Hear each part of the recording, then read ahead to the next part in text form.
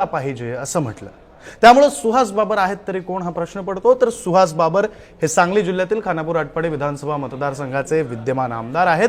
सुहास बाबरांच्या आधी त्यांचे वडील अनिल बाबर हे या मतदारसंघाचे आमदार होते। अनिल बाबर यांचा राजकीय प्रवास काँग्रेस, राष्ट्रवादी काँग्रेस, तिथून शिवसेना आणि मग शिवसेना वेगळी झाल्यावर शिंदेंसोबत गेलेले शिंदेंच्या शिवसेनेतले आमदार असा त्यांचा प्रवास राहिला। असं असलं तरी त्यांचं राजकारण किंवा त्यांचा मतदार हा त्यांच्या पक्षाशी एकनिष्ठ नव्हता, अनिल बाबर या व्यक्तीशी एकनिष्ठ होता। अनिल बाबर यांचा जानेवारी 2024 मध्ये मृत्यू झाला आणि मग अनिल बाबर यांचा राजकीय वारसदार म्हणून सुहास बाबर आणि अमोल बाबर या त्यांच्या मुलांपैकी सुहास बाबरांचं नाव पुढे आलं। अमोल बाबरांनीही पाठिंबा दिला। अर्थात अनिल बाबर यांचे सगळे मतदार सुहास यांच्याकडे आले।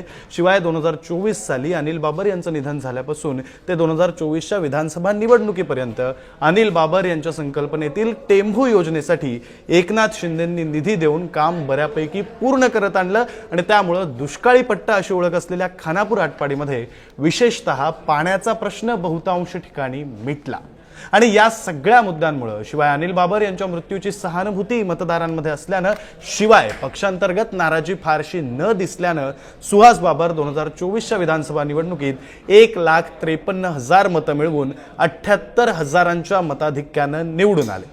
पण सुहास बाबर यांची ओळख एवढ्यावर थांबत नाही, तर विटा नगर परिषदेच्या निवडणुकीमध्ये आमदार सुहास बाबर आणि बंधू अमोल बाबर यांनी 45 वर्षांपासूनची पाटील गटाची सत्ता उलथवून लावली। 26 पैकी 22 जागांवर बाबर गटाचे उमेदवार विजयी झाले।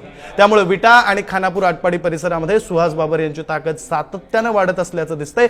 शिवाय त्यांचंही मतदारांमधलं वर्चस्व हे पक्षावर आधारित नसून मतदार हे सुहास बाबर या व्यक्तीमागे आहेत असंही चित्र स्पष्ट होतं। कारण युतीत असताना नसताना दोन्ही वेळेस बाबरांनी विजय मिळवलाय।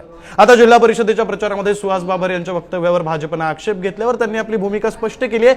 मात्र भाजप नेत्यांनी केलेल्या मागणीप्रमाणे ते दिलगिरी व्यक्त करणार की या प्रकरणावर पडदा पडणार हे पाहणं महत्त्वाचं आहे।